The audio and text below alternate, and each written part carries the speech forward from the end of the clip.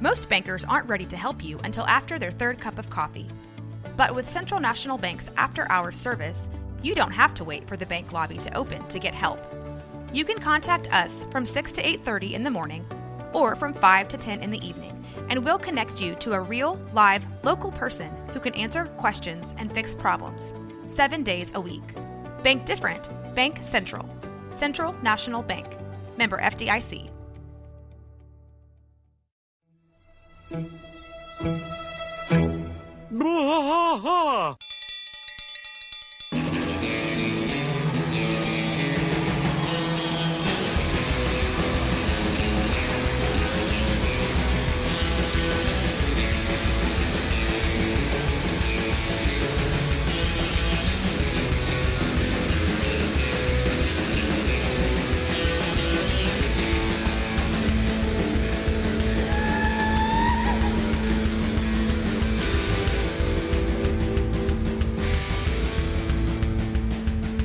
I tried to fight all through the night, deep in the heart of Texas. The trailer park is nice and dark, deep in the heart of Texas. That drinks his brew and he spits his chew, deep in the heart of Texas. The TV blares, but no one cares, deep in the heart of Texas. Here we go! Hey everybody, welcome back to King of the Hill Rewatch Podcast. I am Mike. And I'm Rusty. Rusty, we are all the way to Season 2, Episode 7. The 19th episode of King of the Hill. The man who shot Kane Skretteburg. It's our 19th Skretteburg. episode of King of the Say Hill. his last name for me. Kane Skretteburg. Skretteburg. I know Bobby says it. Skretta, yeah. Yeah, it's like Skretteburg or Skretteburg. So this is a different one. It starts before the credits. Yeah, actually, before we dive into this, I wanted to go ahead and knock out some stuff on this please do. real quick. By the way, like you said, first episode in the brand new studio. Yep, brand new studio. May sound a tad different. Hopefully it sounds better. But I think it is better. Yeah. Yeah. I like it a lot in here. Yeah, I do too. It's dark. So this is our 19th episode of King of the Hill, our actual 21st episode. I guess that would be for me and you on this. Yeah.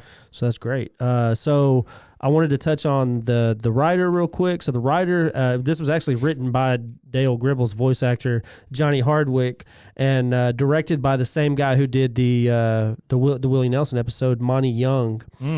And then another thing is the title is The Man Who Shot Kane Skretteburg. Well, there was a movie with, it was a John Ford movie with John Wayne and John Stewart called The Man Who Shot Liberty Valance. Yeah. Valance. So that's where they get that title from. Yeah. And a very famous old Western. Kane Skretteburg is actually Trey Cool. So it's another celebrity Trey Cool from the band Green Day. So that's another celebrity appearance. But the one I wanted to really talk about is we meet a guy right at the beginning of this show, and it's a guy called Pops. Well, Pops, I wanted to kind of talk about the voice actor for Pops because he is a prolific voice actor, and I feel like he deserves he deserves his props. So it's a guy. Props for Pops. Yeah, it's a guy. Yeah, props for Pops. So it's a guy by the name of Jim Cummings. Okay. And he's done a lot of voice acting stuff we've all heard for sure. So he's the current voice of Winnie the Pooh and Tigger. Oh. Winnie the Pooh and Tigger. And Tigger. Wow. But he's also known for doing Pete from the Mickey Mouse franchise. Yeah. Tantor the elephant from Tarzan, Mr. Stork in Dumbo. He did Kaa, Colonel Hathi, and King Louie in the Jungle Book. He did the snake, the elephant, and like the original Jungle Book? The original Jungle Book. He was born in 1952. Oh, man. He also did Dick Dastardly.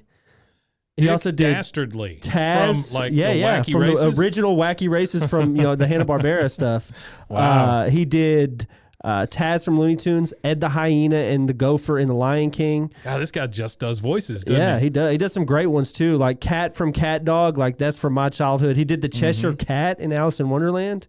He did some stuff for the Aristocats. No, just a prolific voice actor. I mean, he did Bonkers. The Bobcat, the cop, Bonkers.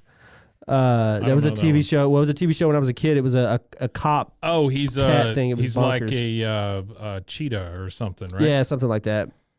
Yeah, and then he did some Powerpuff Girls stuff. Dr. Robotnik from Sonic. I don't know. He was just really, really. Dr. Robotnik, huh? Yeah. He was really, really prolific, and that was like the '90s cartoons and stuff that he did for Sonic. And in King of the Hill, he does a few voice roles, but the two most iconic ones for me is this one and Topsy. Oh, he does Topsy He too. does Topsy. Huh? Oh, Yeah. wow. He actually does C. Everett Koop as well. But And Topsy. Oh, did he? yeah, he did C. Everett. Have we done that episode yet? Yeah. He did. We did. Turn yeah. that off. Turn that off. Yeah. So he did. That's he did great. that voice for that. That's great. Well, we start this one, like I said, before the credits. We've got Dale out there with his leaf blower. Yeah, and very it's a terrible big one. leaf It's blower. a big It's a leaf huge blower. leaf blower. It's got like a backpack and the whole thing. Yeah. And he's trying to blow a pile of leaves, and obviously it's not working real well. And so Boomhauer comes over with a what looks to be a flathead screwdriver. Adjust the Tries carburetor, to I guess, adjust because it's it a little gas powered. bit. Right, So. right. And nothing happens, although Bill does say, wait a minute, just one of the leaves just moved. And, of course, Dale, not having any of it, he said, you're shoving it with the nozzle. And then Hank, with his U.S. American self, says, well, that's what you get for buying a Japanese leaf blower. Yeah, it's built for blowing those bonsai bushes and cherry blossoms. And cherry blossoms. That's right. And then we get Pops. Pops shows up. For crying out loud, it's 5:30. At 5:30. But what, 5:30 in the afternoon or the morning? Yeah, I guess it's in the afternoon, yeah. He says he calls them punks and asks them to turn off that racket maker. It's called a leaf blower, Pops. And the thing I like about So this funny, episode Hank, the most hearing is Hank it's say a that stuff. generational battle between like the middle-aged guy and the senior citizen, and then the middle-aged guy and the teenagers. So it's like this weird generational battle that goes on through the whole show. Yeah, he tells him it's a newfangled. It runs on a newfangled device called the gasoline engine. Yeah, and they all just laugh it up. What's the hell's wrong with using a rake, you lazy punks? This is the World War II guy. Yeah. Hank's like a rake. You say it's just so funny because it's like. I don't know if you were out drag racing or something like that. It's what it feels like, you know, this old man shaking his fist at you and yelling at the clouds or whatever. And so he gives him crap about the rake and says, Bill, have you ever heard of a rake? And Bill says, no, it must have been for our time. And then Boomhauer launches into a whole thing about the Smithsonian and how it's next to Lincoln's hat and Archie's chair. Yeah, I seen a dang old rake over there at the Smithsonian next to Lincoln's hat and Archie's chair, dang old caveman section. And then the old man's one of my favorite lines, don't you cuss at me, Jimmy Dean. I'll set my dog on you. Jimmy Dean. Yeah, he killed me. Now that was that's one of my favorite lines of this episode. So Pop goes ambling off, and Hank's like, "See ya, Pops," and Dale's, "Keep watching Touched by an Angel," and then we go right into the credits. Yep. Credits. We got no bell, no yell. No bell, no yell. We just got our regular old credits. And then what is weird to me is the way this thing starts is by Bobby coming out looking like a vampire. Yeah, it looks rough. And then they're talking about how he just got over the chicken pox. Yep. And it's weird to me that like Bobby got the chicken pox and that wasn't an episode. Yeah, that should have been an episode. It seems like a whole extra It seems like a wasted episode. It does. I like this particular episode though because it does kind of like do some crazy stuff with the animation and stuff. Mm-hmm. There's especially when you get into the paintball shooting. Yeah. And so he's talking about how Bobby got chickenpox at 12 years old, and he envies him because the doctor said that it could cause sterility in weaker children. Yeah. Like Bobby's big and strong. And then again, Dale being oblivious to his situation, or he might be, savvy to what's going on. But he goes, "My Joseph better not be sterile. I need my seed to live on. Certain plans of mine require additional gribbles." Certain plans and additional gribbles. Hank is very proud of Bobby for getting over the chicken pox, calls it a milestone. And says, so to celebrate, we can do anything you want. And you got Bobby and Joseph both just there laying on the ground like they're about to die. And hey, have you had chicken pox? I've had the chicken pox. When I was a little kid in England, they used to, I was like in a real close-knit neighborhood, and it was row houses. So there was like 60 families on one side of the street and 60 families on the other side of the street. And they're real close together, right? Yeah, I mean, I could reach out and knock on my neighbor's door. They're together. They're not close. Right. They are together. It's just one big row of houses. And all the women in the neighborhood were all friends, or not friends, but the kids were all at least friends. And when one kid in the neighborhood got chicken pox, they used to just get us all together. Oh, so there would be yeah. like 15 kids having a little party Just with get it ice over cream with. and cake and Yeah. having a good time, and everybody just Get you gets it all all at one sick. time. Gets everybody sick at one time. But it's common. That used to be a common thing. Well, I mean, you can kind of especially in England. understand it instead of it just circulating and circulating and circulating. Yeah, that's I what it guess. was. It was Yeah. an attempt to knock it all out at once. So Today you'd be taken away from your parents. because it would go up and down the neighborhood. Yeah, is all sure, it would do. sure. Is because everybody played together. Well, and you can was get really it close-knit. again. It's not like, Yeah. once it passes, you can't get it again. Yeah, and that's what it was. It was just like an effort to get everybody sick at once, so Yeah. everybody would get it done and Get it over with, yeah. Which is understandable. Bobby very, Chickenpox sucks. very weakly says, how about we go to the family fun center? Yeah, I like how they're talking here. They're both just like Joseph, war smooth like out. he's about to pass out. Yeah. Yay, the family fun center. They have go-karts, skee ball, and mini golf. And then It's so Bobby's weak. line. This is one of my favorite lines where he says, "I like their blood pressure machine." Like what the hell? So he's asking Hank if they can go. Yeah, and Hank, before he can agree to it, he starts hearing some loud rock music coming from down the street. Yep. And so he says it's not rock, it's only 3 chords. It's But okay God if you put only 'em know in, 3. Yeah, but put them in the right put order. them in the right order. That's right.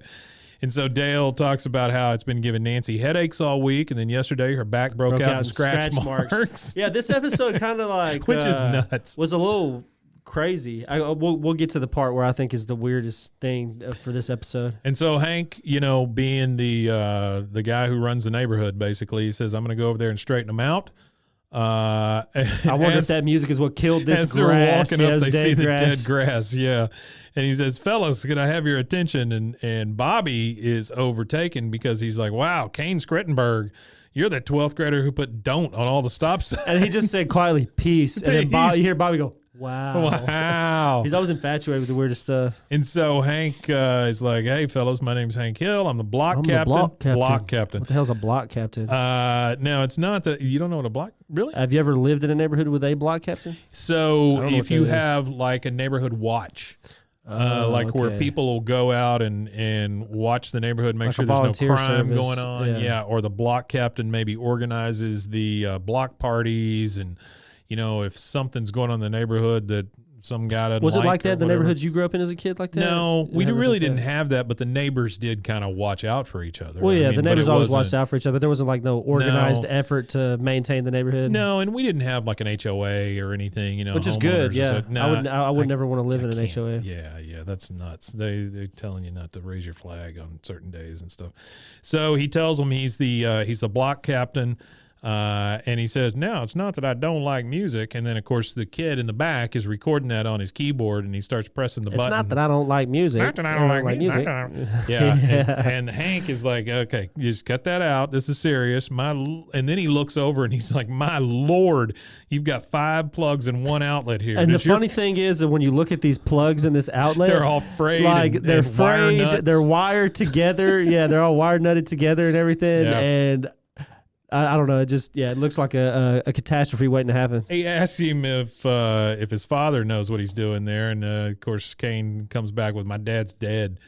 Hank's like, "I'm sorry, I didn't know. My condolences. Does your mother know that you're doing this?" And Yeah, he of goes, course, "My mom's in prison for killing my dad," and then he gets pissed. He's like, "All right, you're joking." He goes, "Well, I've got a Okay. sense of humor. I laugh at Tony Danza." and then they get that on the keyboard. "I laugh at Tony Danza. Yeah, I laugh at Tony Danza. Yeah. And then he's like, "Well, but of course, if you're not joking, I feel bad and I apologize." So anyway, Hank gets. This is one of my favorite parts right here where he gets very he gets upset. pissed off and he goes, "All right, that's it." He goes, "I'm going to count to 3. 1, 2, 3." And then Yeah, the then they band just breaks start into playing. the That's music. right. Yeah. Hank's like, "I'm not horsing around. Lucky for you, don't have time for this right now." And he's screaming over the music. And he's like, "Come on, Bobby, let's go to the fun center." And then you hear the band, "Fun center, fun center, blah, Fun blah, center," blah. And yeah. they're just playing. Bobby wants to know, well, as they're coming up to the fun center, Bobby's singing the song, "Fun center, fun center." Yeah. And Bobby and Joseph are there, and he wants to play paintball, right? They both want to play paintball, and they're like, "Hey, Dad, please, can we play paintball?" And Hank looks at it, and he goes, "Now, hold on a minute. Let's see. They give you kids guns, and they let you shoot at each other? Yeah, okay. That's great." Speaking of the particular Arlen Fun Center thing and Yeah. Kane's band, Yeah. so a little bit of trivia is they do show up later on The band does? The band, yeah, and the Arlen Fun Center. The band inside of the Arlen Fun Center playing. Oh, wow. But it is a way later season. It is in like the last season of the show, and the episode, funny enough, a play on Metallica. It's called Master of Puppets. Is the name of that episode. Okay. So very cool. I thought that was pretty neat that they I just kept wonder the band. I just wonder as you get into a series like this, if you do look at the big wall and start seeing all the characters you've used and all the situations and stuff, so you don't repeat things, and and then you go, oh, we could use that over here, we could use that over here. It's like The Simpsons. The Simpsons does that. I can't really imagine good. what their wall looks like. Their wall's insane. Well, they have like it's got to be show Bible after show Bible after show Bible. They have some of those just those graphics that are made, those fan art graphics where they combine all of them and make them like a background for like a computer or something. Yeah. And you look at it and you're like, man, there's like hundreds of characters here that they've created. Yeah, absolutely. So my favorite Simpsons character, Simpsons character is Bleeding Gums Murphy. Really? The saxophonist? The episodes with what's her name? Lisa and him. Yeah. Those are some of my favorite episodes. Where after he dies and the whole thing. And he's in the sky and he's always talking about her, telling her to follow her dreams and play, be a musician and play saxophone and stuff. So the kids are out playing paintball, and Hank is like, okay, great. They'll be out there for an hour or two. We can get some nice, relaxed, and they're at the driving range. Yeah. And then Dale's like, ball guy. And so they just start chucking balls at this poor chucking guy. About the guy out there with the poor guy. He's got on like this huge padded vest and a helmet. He's got a helmet on and the whole thing, and they're just pegging him in the head. Pegging this guy with balls. He's a target, not a ball guy. It's really terrible. And then Joseph comes running up, and so does Bobby. And Joseph's yelling at Dale. Some older guys cornered us in a hole, and they kept firing and firing. They're just covered in paint. And Bobby's like, they made us eat leaves. Yeah. And so, of course, Hank is pretty pissed off. He's like, what? Who did this to you? And Bobby's like, well, it's Kane Skretteburg. And so Hank is off to take care of this situation. And of course, he walks up, and then they're kind of sitting in front of like a concession stand or something like that. But it's Luann is leaned up against him. And Luann has got to be like a moth to this flame. Yeah, and it's kind of funny. She loves Bad Boys. She loves all this stuff. Yeah, it's kind of funny that she's comes up to kind of I don't know if she's flirting with him or she's being real naive, which I think she's just being naive because later on when she's hanging out with Buckley, she says he told me to bring a friend for the drummer. For the drummer. Yeah, so I feel like she doesn't have any bad intentions. It was just a dude with a band. I love how she's looking at his flyer and she goes, "Wow, this is a really good Xerox of you." Yeah. So Hank comes up and he's like, "Hey, you, what's wrong with you? Picking on little kids like that? How'd you like it if somebody bigger and stronger shot you up, you little freak?" I mean, that's pretty aggressive for Hank. Yeah. But definitely. Again, somebody's picking on Bobby. So again, we see that family. He gets aggressive when nobody it's to do picks with his on family, Hank, Bobby, Peggy. I mean, they're pretty tight.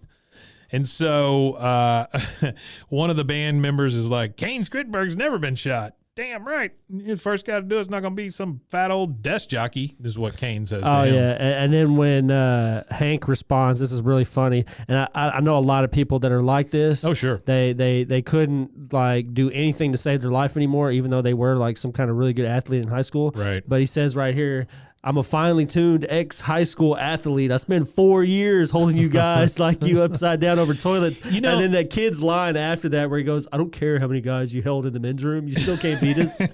It makes me think of last week's, though, where Hank's like just on the side of the road going, "Hey, fatty, you're so fat." Or whatever. Yeah, definitely. So, because here he's holding kids over the toilet. And then we see also the flashback of him going, "Fatty, you're so fat," or whatever. Hank was not a nice person. No, honestly. he wasn't. Yeah. No, he wasn't. He was a jock. He was a jock for sure, and he played the part well. Yeah. Not a lot of. I feel like that's not. You don't really see that a lot anymore. Now, when you see kids that are in sports and stuff, like there's a few videos I've seen, viral videos, of course. So I guess it's not everybody, but you see a lot of. There was one that I saw specifically where a high school kid had sat by himself for lunch for, months. And then one of the athletes had noticed that he'd been sitting by himself. So they made it a point to all go sit with him every day for lunch. Yeah. So I thought that was kind of cool. I feel like society has gotten more inclusive, but also more isolated at the same time. and the isolation, I think, comes from social media and things like that. Being in your own echo chamber. Yeah. I think that's absolutely right. So Hank turns to Bill and the boys and says, what do you say? You want to teach some punks a little respect? And they're like, Bill, very little. No, that was Dale. Dale said very little. Yeah. He said very little. So they are off to the paintball field, and the guy there is telling them, this is capture the flag. Basically, you bring back over here. When you get hit, you're dead. Hank is giving his guys a pep talk. All right, man, let's paint some ass. And so they're out looking for the guys, and he says, okay, I think we're closing in on them. They're out hunting through the bushes. Yeah, this part's funny because he tells them it's only talk if you have something important to say. Yeah. And then they're walking through the forest or whatever, these little wooded area, and then it cuts again. And then you see Bill and all of them hunkered down, and Bill goes, I got some important news in the mail this morning. Did you know that thanks to Colonial Valley, I can purchase term life insurance for only pennies a month? Boy, I'm glad I opened that immediately. And then I don't remember what Dale goes, you going to do it, Bill? He goes, I can't afford not to. Like, that's the important thing you got to say. Yeah. Hank is like, okay, this is it, guys. Everybody hunker down. Okay, men. This is no time to go easy on these punks. That's the mistake their parents made. Yeah. And then you hear Kane Skretteburg, they're over here. I heard the ball guy split his pants. Yep. Yeah, because whenever they go to hunker down, that you could hear their knees popping. They're all groaning to get down. Guys, yeah. So they got him, and he says, drop your weapons or suffer the consequences. And Hank's like, what? We lost already? Yeah. So obviously they hadn't been out there very long at all. He had no clue what they were doing either. It didn't look like. So they've basically taken him prisoner now. Yeah. And Hank is questioning this. He didn't know anything about prisoners. He says, where's that damn ref? And so they take them in front of all the golfers. They take them to the fence. So at the driving range, because the fence of the driving range backs up with the course for paintball. Yeah, and Kane, of course, is attention golfers. We've captured your comrades. And Hank is like, keep your eyes on the ball. Nothing going on here. Hank's trying to deflect. Hank's embarrassed. He's embarrassed. At this point. Yeah. He's got like 4 teenagers holding him up with a Tippmann paintball gun. And which I don't understand. I mean, it's just a paintball gun. But anyway. that paintball gun too. The trivia on the actual paintball gun model that they have. That's actually a very extremely common model that was used in rental facilities. I don't doubt that specific model. It's like a Tippmann something or another. A Tippmann. And so Bobby, of course, is watching. And he goes, that's my dad. Yeah, that's my dad. So that's a little rough. And then they scream at the prisoners. They say, on your knees, prisoners. It's the rules. You're not cheaters, are you? And, of course, that gets to Hank because he never wants to be a cheater. So whether he knows. We saw that in the fishing one. He doesn't want to be a cheater. Yeah. Well, he ended up cheating anyway.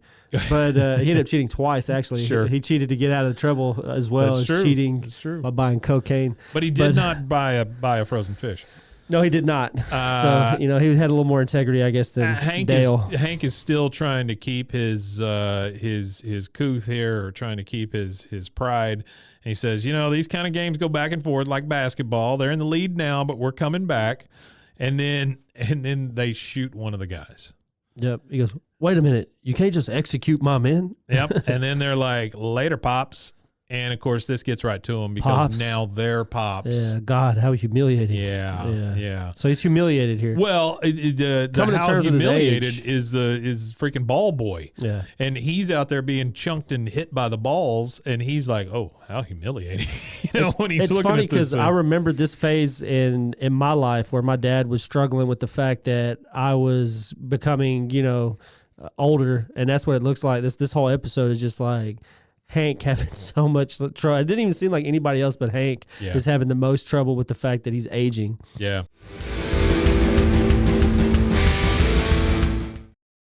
From the host of the popular podcast, The Only One in the Room, Stash by Laura Cathcart Robbins is a propulsive and vivid memoir about the journey to sobriety and self-love amidst addiction, privilege, racism, and self-sabotage. Best-selling author Holly Whitaker calls it an irresistibly delicious story, and MacArthur Foundation fellow and best-selling author Kiese Lehman says Stash is emotionally riveting. Buy Stash by Laura Cathcart Robbins now, wherever books are sold. Looking to start a business? You'll need a registered agent to receive legal notices and documents on your behalf. Look no further than Universal Registered Agents. Our team of professionals will ensure you never miss an important document, and we can even help you form your business with services like entity formation and document filing. Plus, we'll help you switch to our service for a lower cost and pay the change fees. Trust Universal Registered Agents to help your business succeed. Contact us today to learn more. As if the McCrispy couldn't get any better, Bacon and Ranch just entered the chat.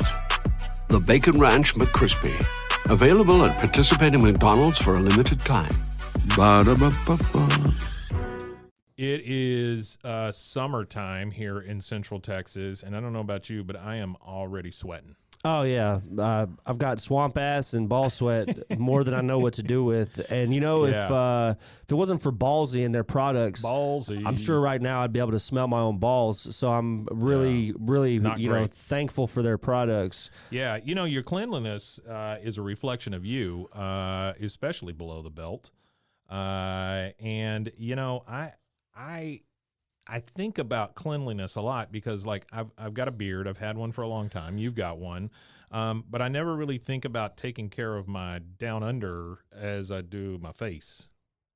Oh, yeah, absolutely. I don't think that a lot of people, think about keeping their balls clean and fresh. No. I think that's an endemic in males is keeping our groin area clean. Yeah, because, it's no secret that balls are prone to odor, sweat, irritation. So you need something like Ballsy. Yeah, so guys, you need to upgrade your balls game with Ballsy. Yep. They've got quality, long-lasting products formulated to keep you fresh, comfortable, and confident. And for me, I tried out the Ballsy trimmer, the beard trimmer part of it. I shaved my mustache with it. That's the cool thing. It comes with both heads. It comes with both heads. So it's not like you have to use the same head on your face as you do your intimate regions. Yeah, your intimate regions. Yeah. So they got your sack covered with a ball wash, sack spray, and more. And I'll attest to the ball wash. My balls have never smelled cleaner and felt fresher ever in the entirety of my life. So yeah, I took a small sample of friends and family, and they said my balls smelled wonderful. Well, that's good. Yeah, that's good. My dog told me. It was uncomfortable after that. Yeah, I'm sure it was. Yeah.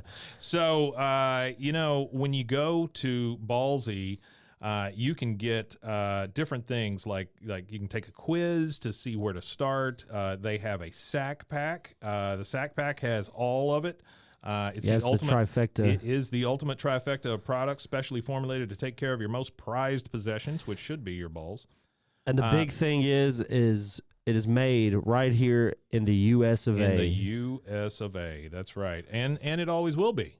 Always will be. Or so tell the people at Ballsy. Or so says Ballsy. So and says they Ballsy. have over 200,000 currently satisfied customers with a 30-day money-back guarantee. So you've got to give it a try. Yeah. There's no risks involved. Yeah. And the only thing that could happen out of this is clean, fresh balls. That's what I'm saying, right? So what you need to do is go to ballwash.com, put in promo code KOTH, as in King of the Hill. So ballwash.com, promo code KOTH, and you'll receive 20% off your order of $50 or more. That's 20% off when you go to ballwash.com and put in promo code KOTH. So says Ballsy. Balls. Hey, Rusty. Hey, Mike. Your dog deserves tasty, healthy, real food, not kibble. Don't give him kibble.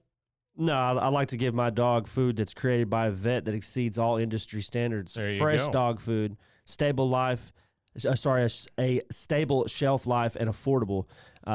This food here, Sundays for Dogs, Mike, it's Sundays for Dogs. It's 40% less expensive than leading fresh brands. Yeah, and it's like you say, it's created by a vet. It's shelf stable, which I don't get those dog foods that are in the freezer and refrigerator and stuff. That just seems like a lot. I've got a friend of mine who makes his own cat food, which is weird. But it's especially weird when you could get it from Sundays for Dogs. That's what I'm saying, right? He's got cats, so he's weird anyway. But he could feed it Sundays for Dogs. Feed his cats to Sundays for Dogs? It's created by a vet. It's fresh dog food. It's customized for dog size, breed, and activity level. So all he has to do is take a quick quiz and see if it's right for his pup. Yeah, you just go to sundaysfordogs.com. You take the quiz. Best part about all this, well, let me tell you about some of the benefits first. You're going to get increased excitement from your dog about eating, which my dogs are not super excited about eating because I buy them junk, but not anymore.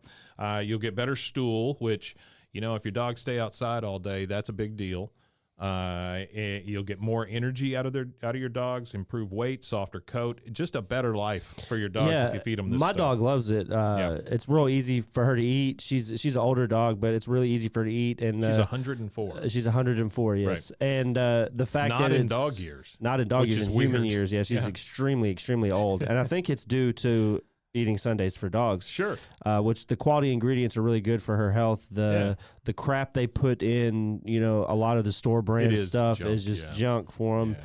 And a lot of filler and stuff like that. It's like feeding your kid Doritos all day. Yeah, that's what it is. It's like a bag of Doritos. That kid's going to stop up at some point. And Sundays for dogs is like a bag of carrots with... It is. It's like carrots and real meat and things like good that. Stuff. Yeah. If you go to sundaysfordogs.com and take that quiz and figure out the right plan for your pup, the best part about that is you can get 35% off your first order if you use the code KOTH, as in King of the Hill, KOTH, and you'll get 35% off your order. Wow, 35%. That's a big good. deal. That most of these things you hear is 10%, but for this one, you go to sundaysfordogs.com, enter KOTH as the code, and get 35% off. Yeah, that's great. Woof.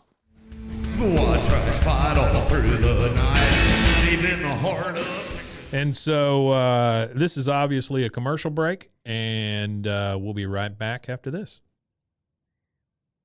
So we're back, and now we've got Hank in bed, and he is very, very upset about what's been happening here. Yep. He is tossing and turning.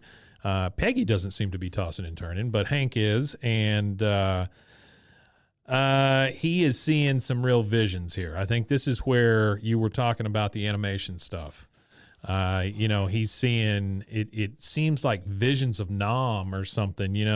It's all of them going through the field and they're all being popped by these kids. Yeah, and then they have they have like the weird big horse teeth guy. Yeah, when their mouths open real wide. It's kind of a Beetlejuice kind of looking. Yeah, it's kind of weird. It's like it reminds me of so many different like things like Alice in Wonderland. And all the just like Dumbo, even like the weird scene in Dumbo with the pink elephants. Like I don't know, just so much weird stuff going on. Had I not known, and I guess at the time you didn't, but it reminds me of the flashbacks that Cotton has in the future. I drank a beer one time called the Pink Elephant. Oh yeah. Yeah, it was in. I was in England, and when I was over there, I was just trying random beers, and I wanted to get drunk for the cheapest, so I was looking for the crazy beer with the highest alcohol content. And it was called the Pink Elephant, and they bring it out, and it's glass, and it's like over there, whenever you're served a beer in the glass that like the manufacturer designs kind of thing. Right, sure. So it was like a little, kind of looked like a little cognac glass, but it had like pink elephants. Oh wow! Kind of like etched on it, and and that's what they would fill the beer with. Have you ever heard about like the pink elephant thing? No. So they a while or years ago, they used to say like when somebody's a drunk or an alcoholic or whatever, they were seeing pink elephants or whatever. Oh, that makes more sense for the Dumbo scene too, because they're drunk on beer from the casks. You got it. Okay. And so finally, we're out in the alley with the boys and Hank. And this is a funny scene. Boy, I love this whole everything scene. is so uncomfortable. Yeah, I really like Johnny Hardwick's voice acting through this whole part right here, because he really has like Dale is like showing extreme anguish at this whole point. He's just like really, really just upset with everything that's going on. And well, Hank's asking if anybody wants a cold one. And he keeps saying cold one a lot. He goes, "You want a cold one? Got some cold ones here. Bill They're cold." Also, he's talking about the cold ones. Yeah. And then Hank's like, "Boy, that sure is cold. I should wear some mittens or whatever." And it's just so uncomfortable. None of these guys know how to act around each other. After they just got their asses whipped. They don't. That's what it is. They don't get their asses whipped. They don't lose. Yeah. They got their asses whipped and lost in the same frame, because they're standing here now, everybody with welts. That's right. All over them. And then Bill, this is how we know Bill wears the same shirt most of the time. Yeah, he has the big purple stain. Everybody else is in clean clothes. Bill has like but two Bill shirts. has on the wife beater. The wife beater with the purple stain Still or whatever got on it. Stains all over it. Yeah, and then I like this part right here where you got Dale where he goes, "How long are we going to keep up this false charade?" And then you hear Boomhauer go, "Charade, man! I tell you what, the word's pronounced charade." Yeah, Dale literally has a breakdown right in front of everybody. He's crumbling. And Hank then has his breakdown. He's like, "You want a cold one? Here's a cold one for you. I hope you're all happy. There's no cold ones left for me." And he's literally holding cold ones in his hand. Yeah. Dale's like, "Open up your eyes, man. You're holding a beer." "You call this beer? Guatemala? Who bought this stuff?" Guatemala. And then Bill goes, "Not me." And then Hank is mean as hell. "Of course not, Bill. Bill buy beer? No, you need to do that when you got friends to mooch off of." Yeah, and then Bill has his little breakdown. He's like, "Well, when my wife left me and I was lazy and dependent, did even one of you find me a new one? No." Yeah, which is that's a weird thing. And then things are going bad because Dale is the one who's the voice of reason. He's like, stop it, I can't stand the fighting." And he goes, "Yeah, we know that. You showed that on the paintball field." And he runs off screaming, "I am not a coward." Yeah. And then you get Boomhauer. Boomhauer looks over at him, "Dang old bully man," and leaves. Yeah. And so the next thing we see is Hank kind of wandering up on Luann. And Luann is there braiding Bobby's hair into like the smallest little nub on the back of his head. And he says, "What are you doing?" Actually, this is another little bit of trivia for this scene right here. So while she's fixing his hair, there's a song playing in the background. There was an album in 1997, Green Day's first album called Nimrod. They're playing a song called The Prosthetic Head. Oh, are they? In that particular scene. Oh, because what's his name's in the band? Yeah, he's in the band. Yeah. So I imagine, they got him and the rights to that song pretty cheap. And so Luann's like, "I'm helping Bobby look like Kane."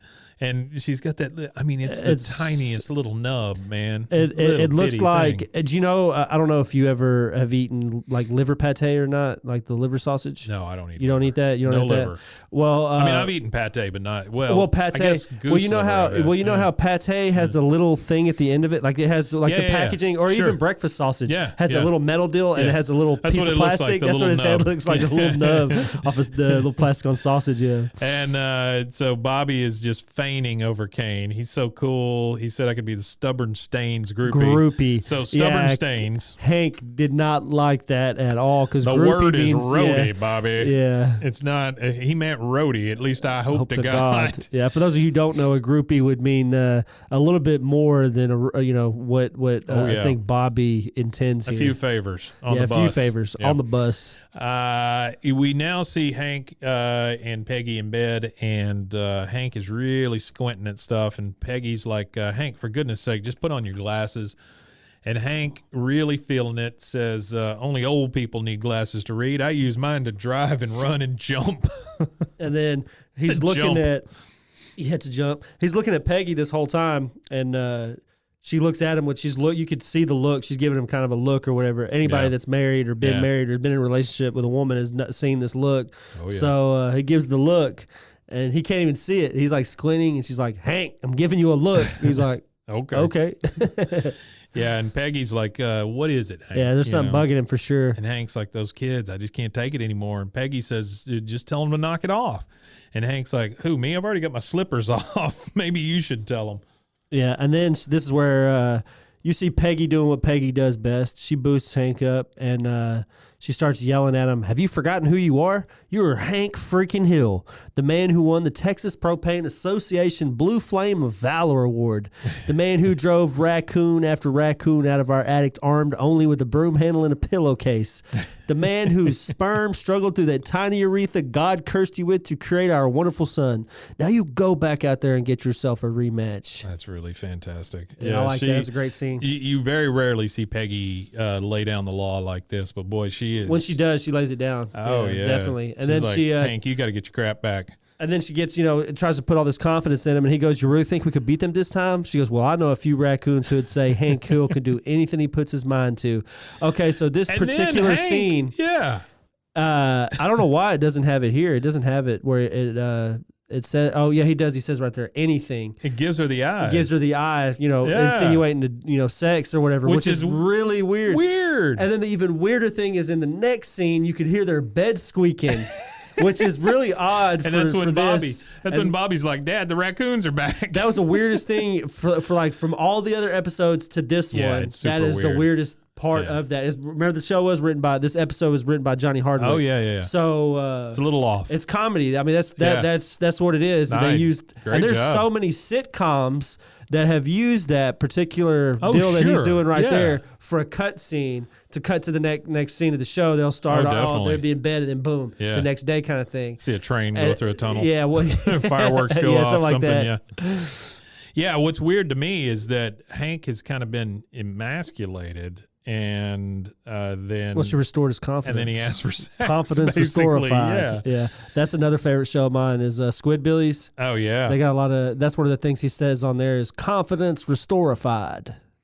So now Hank has presented it to the boys. He wants to do a rematch, and Dale's like, rematch? I thought we'd never discuss the horrors that we saw in the killing fields of the Fun Center. Yeah, the killing fields of the Fun Center. And so Hank is like, it's time. This is not over. We're not losers. We're not quitters. He's talking his boys back into it, And Bill is like, those paintballs really hurt, don't they? I mean, I'm just saying what everybody thinks, right?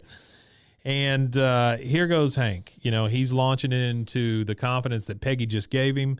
He's like, the way I see it, we're at a critical moment here. Is this when we start turning into weird old guys of the block who can't open up the doors without finding a flaming fudge bag on the map, or do we fight back?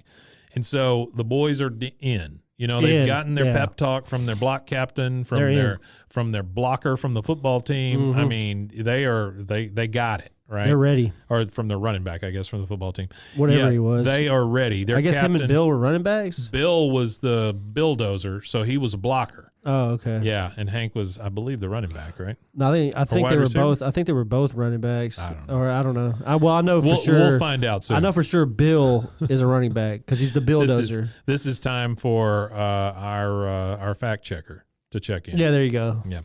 So, the boys are in now. They are ready to go. I think we should fight. We should fight back hard. And then Hank, he marches up to the boys in the band. He's like, rematch tomorrow, noon. If you got any guts, you'll be there. And then they tell him, sorry, Pops, my car broke down. And, of course, Hank and Bill and them being who they are, they immediately fix the kids' cars. And they fixed the kid's car. Yeah, he fixes the kid's car. They get out there, crank it up, and then he broke now. Then he looks at him and he's like, rematch tomorrow noon. If you got any guts, you'll be there. It's really weird in this scene, too, because the one thing I noticed, I don't know if it's an animation error or something like that, but Hank's eyes look really, really wonky in that scene. They look really, really weird. I didn't notice that, yeah. Maybe he's just pissed. Yeah, you have to go back and check it out. His he's eyes pretty look pissed really off at this point. Really weird. He's ready to go.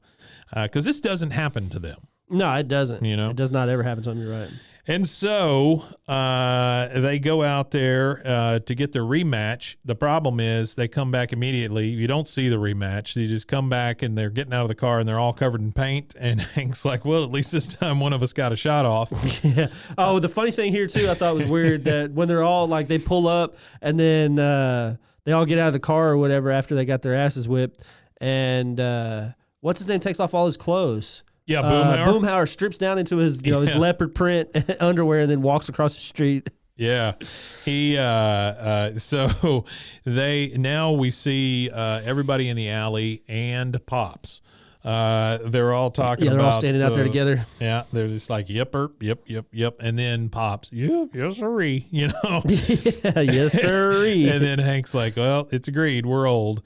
And Pop starts telling them about how he got used. They should get used to it. You're in for the downhill ride of your life. And then Bill, like some sort of insurance salesman, again tells them the Colonial Valley, you can get $40,000 of stroke coverage just for signing up. Just for signing up. And then the old man, he's like, that's not chump change. And then Bill's like, and you can never be denied coverage based on what you eat. Which now we know why Bill bought the insurance. Yeah, so he can eat whatever the hell he wants, which That's is kind of funny. I don't even think that exists, does it? Is there like when you're signing up for life insurance? No, I don't think they say anything about what you eat. I don't think they say about what smoking, you eat. I know smoking. Yeah. And Hank's like, okay, well, I guess I better check this out. It's never too early to think about dying, which is, it's rough, man. Yeah, it's really, really rough. So here they go. They are standing there. They're talking about insurance. They're talking about dying. They're feeling very old. Here come those kids driving by, and it is literally a drive-by. They're just Literally pop, a drive-by. pop. They shoot Hit them with paint. Bill straight in the forehead. Yep. They only shoot Bill that whole time. Put them down. Yeah. And then the old man goes, well, if you shake your fists at them, they won't come back. And so you see him at the end of the street, and he's like, oh, they want some more? So he turns around, and they shoot Bill in the chest. And then Hank's like, well, I thought you said they wouldn't come back. And the Pops has one of the best lines. He's like, if I could understand teenagers, I wouldn't get my mailbox knocked over every week. Yeah. So Hank has had enough. Second drive-by, they come back and they hit Bill again. He's down for the count. Hank is like, you know what? If we don't want to end up feeble and helpless like Pops, and Pops is standing right there, which is crazy. He goes, we got to do what he never did. Understand the mind of a teenager. Observe its habits. Learn its ways. That's how we beat these punks. And then Pops looks around and he goes, who's Pops? Yeah, he doesn't even know who Pops is. He is. That's right. And so now we see the boys doing some research. They've all got these tiny little tablets or these little books in their pocket, and they're keeping notes on teenagers. First one is Bill. Bill is up just shaving the heads of all these kids that are coming into the Army. And then one of them, he shaves one's head, and the rest of them start laughing. And he's like, oh, teenagers can be so cruel. And then he looks at the kid and says, okay, pimples, hop up. Yeah. Yeah. And then we go back to Luann talking to Buckley now, and she goes, Buckley, and I'm assuming this is an argument they're having. Yeah. This is in the Megalomart, and Buckley's up on a ladder. He's putting together a big display. And she's like, Buckley, I'm not going to Kane's concert as a special guest. I'm going as a special guest, not his girlfriend. Yeah, so she's already talked about Buckley's getting, I guess, testy about Buckley does not trust this guy. And then she says, well, if you're so worried, come with me. And this is the the scene earlier goes, can you tell me? Sorry. Kane told me to bring a friend for the drummer. That's right. You mean it? Stock boy, we need some sugar in aisle 3. Which is weird because I've never heard Luann talk like that either. Yeah, I haven't either. Yeah. It was it's a very sexual episode, honestly, in some pieces. Explores some stuff in some places for sure. And then Buckley falls into the display, and we get Hank there watching with his little pad, and he goes, teenagers are clumsy around girls. And then we get Dale. He is out spraying his poison on things, and he sprays it literally right on this kid's lunch. Veggie wrap. Yeah. And the guy's like, jerkwad, you sprayed poison in my veggie wrap, which he did. He sprayed a lot of poison on this poor kid's lunch. Teenagers show no respect for a man in uniform. That's right. That's his entry into this. And then, so they've done all their research, and now they are going up to tell them that there's a second rematch. And Hank approaches the kids, and they're like, hey, Pops, how'd you know how to find us here? And he says, well, it's a school day, isn't it? Yeah. Which I thought was great. That is a good one. And so they're like, you ready for a fresh coat? And he's steeled his mind now, right? He is ready to go. Yep. He's like, you boys seem pretty sure of yourselves. Maybe you'd like to put a little wager on today's match. And they go back and forth, and he says that he's going to make the stakes high for both of them. That Kane's going to put up his amplifier. And they'll put up Bill's leaf blower. He's going to put up Bill's leaf blower, which has zero consequences for Hank. Zero.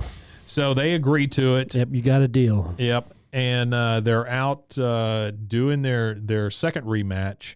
They're out in the woods like they were before, and Bill's like wandering around. He's like, "Guys, where are you? I twisted my ankle." Time out, which you could tell that he's using. That you could tell that they're using Bill as the bait here. So he goes on. He goes, "Don't shoot" or whatever. He screams uncle. Screams uncle. Yeah. And then you were right, Bill. Teenagers are cruel. The kids come up and shoot him anyway. Yeah, they shoot him anyway. Yeah. And you were right, Bill. Teenagers are cruel. They'll pick on the slowest, heavest. Well, the most important thing is you were right, Bill. Heaviest. And Bill's like, well, I still don't see why I had to be the decoy. And Dale fires back with, well, you were going to get shot anyway. Yeah. And Bill's like, still. And so then we see them with a little tape recorder, and they've got Luann on the tape recorder as bait. And she's like, "Hi, it's Luann. How you doing?" And and she says, "Leave a message after the beep." And then out comes Dale, shoots the kids who are listening to Luann's voice, and he just starts dancing around, beep, beep, beep, beep, beep. And then he shoots Boomhauer. He shoots Boomhauer on accident. He goes, "You got to watch that friendly fire, man. You don't need to doggone frag me like I'm a dang old. I can't help it. They train me too well." That's right. Dale is the most efficient killing machine the world has ever. And then they shoot him. And so they're like 3 down and 1 to go. And then you see Kane approaching the ball boy, or who you think is the ball boy. His back is turned. And he said, "Did you see some pot-bellied old guy with loser glasses come huffing past here?" Hank turns around and he's like, "Sure, he's traveling up the creek bed to cover his tracks. And young fella, you lose," and then shoots him. And he's got him. They have conquered the teenagers. Yep. And everything is back to the way it should be. Right? Yeah. I mean, it's the old guys won. The old guys won. Hank kind of taunts him with, "You're going to enjoy the world of acoustics." Yeah, takes his amplifier. Takes the amplifier, and that's it for him. And then we see those kids, and they are trying real hard to play acoustically, and it just sounds like crap. You can't play. I guess they were playing grunge pop, punk. Grunge-ish, punkish music, something like that. Yeah, you definitely need electricity for that. And then they see the garage door goes up, and there's a flaming bag of poop there. The kids have been taken in by their own thing, and Hank says he takes a lot of delight in the fact that the kids are trying to stomp out the fire. Yeah. Pops is there, and he's like, "There's duties in there." Right? There's duties in there. Hank's like, "There sure is, Pops. There sure is." And that's it, man. We go to credits. And then the stinger is, "Dad, the raccoons are back." That's right. That's right. There we go. Season 2, this is it. episode 7. It's a really good one. Yeah, it's a really good one. It's a Johnny Hardwick written episode, and those seem to be some of my more favorite episodes and some of the more eclectic episodes, I guess, if you will. It's very different. Because he also wrote 2 other episodes that are kind of eclectic, I think. Hank's Got the Willies and King of the Anthill. Yeah. So he also wrote those 2. Johnny Hardwick did. Okay. Yeah. So. I didn't realize he wrote the one about the ants. Yeah. Those are the 3 that he wrote that we've done so far. There's more that he's written, but that's as far as we've gotten with that, which is really good. Yeah. So he was actually yeah, you could edit all that out. Just go ahead. Yeah, you can edit all that out. It's okay. I don't know what I was going to say. That's all right. This was a great one, man. Good episode. We're moving forward here. Yeah, it's a really good episode. November week. 16th, 1997 was this episode. So There we're in the fall of 97 TV with this one. Yeah. We will have season 2, episode 7 next week. Nope, this is episode 7. Oh, I'm sorry. So we'll have episode 8. Yeah, we're already on episode 8, Mike. We're moving through season 2. Man, I'm old. I'm lost. I'm lost too. I got to get some of that colonial life. I wonder, some of that colonial life. I wonder how many more episodes we have for this season. Okay, so we're on 8. We'll say we're on 8. Yeah. So we have 9 to 23 left. So there you go, guys. That's how much we got left of season 2. We're not quite halfway. 15 left in this season.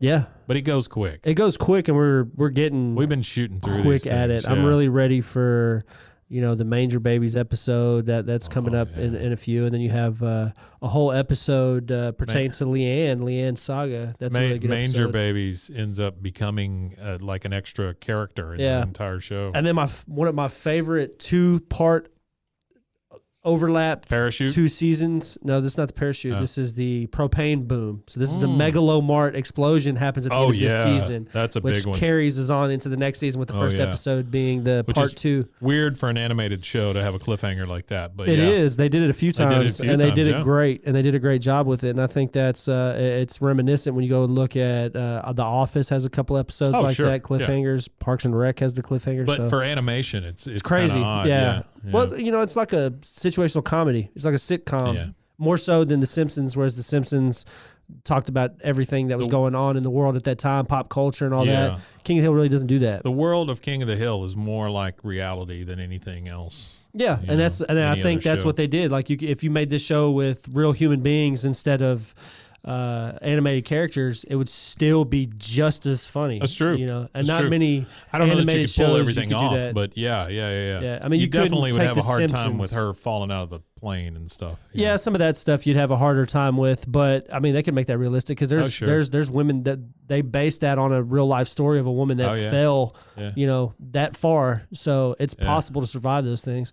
It is a little more far fetched, but it's I've not always that far been, though. No, it's not that far, and that's what I said. I've always been an advocate for a live action King of the Hill. I think it would be great. I don't know who they would use I just for don't what. know who you'd get for Hank. I don't know who you would get for Hank. Hank would be the hardest one. Hank would be the hardest one. Maybe what's the guy's name that he plays?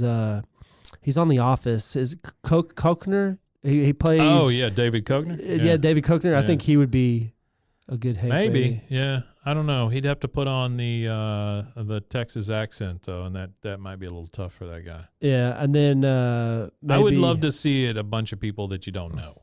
A bunch of people you don't know. Yeah, that'd be cool. But well, I think you would have the one that you would have to pick. I feel like would be Matthew McConaughey for Boomhauer. Buckley.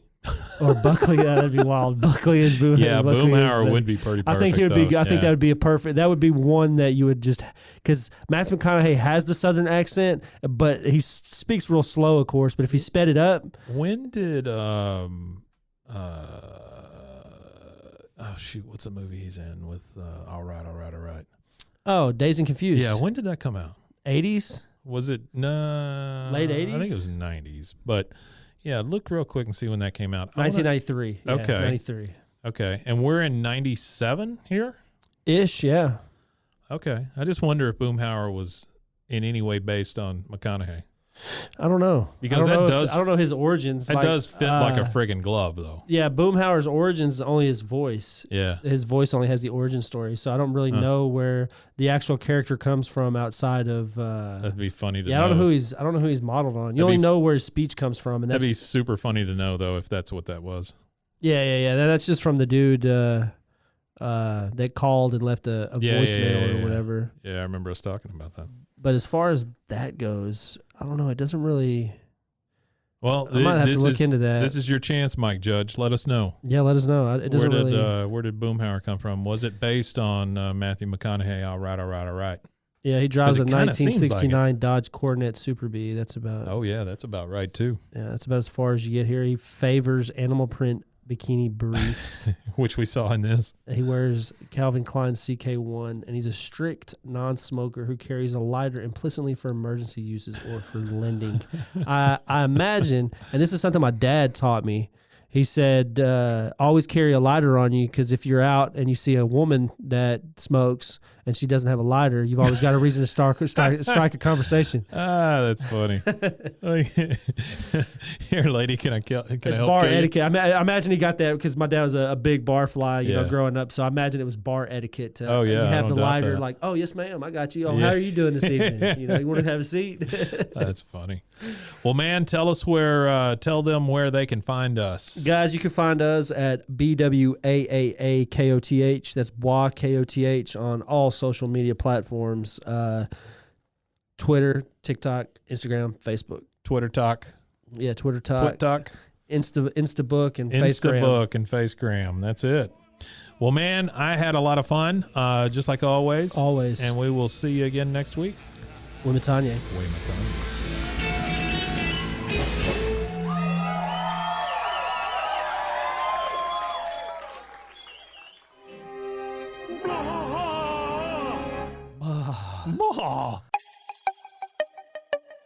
This has been a Rogue Media podcast.